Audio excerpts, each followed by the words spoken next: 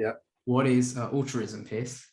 Well, so altruism fundamentally is an idea that is almost selfless in nature, which is debatable psychologically whether people do anything truly selfless.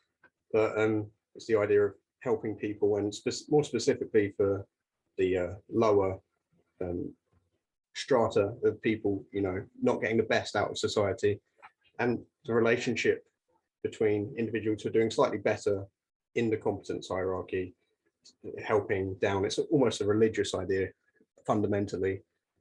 And to explore that, first we really need to look into what the individual needs to thrive. Otherwise, we're not going to get anywhere. And we can obviously quote Maslow for this. We've got the Maslow's hierarchy of needs. People need to be well nourished. So that's certainly a good role for charitable organizations, churches, our community to play to look after each other. And then obviously the extension of that would be you need shelter. And then as an extension of that, you probably need meaningful work, which will then ascend you up the hierarchy naturally.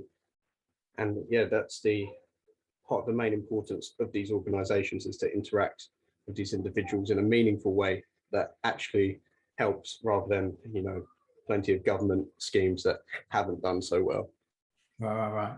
So I guess one thing I may ask, like some point later on, it's like, is altruism learned or inherent?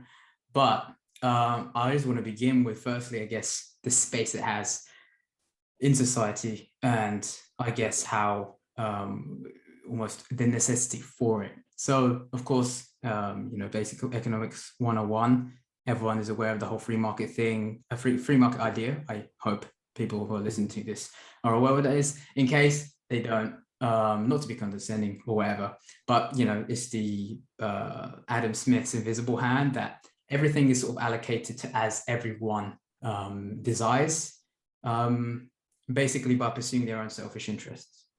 So of course that has its shortfalls, when of course some people are, we can I guess not low-hanging fruit, but like a manifest example as to where that falls short is where individuals who are unable to provide for their own needs. So for example, severe disabilities or mental or physical disabilities that may prevent them from, being the breadwinner of the household and providing for their own and pursuing their own selfish interests, because they are, handicapped in some way or another.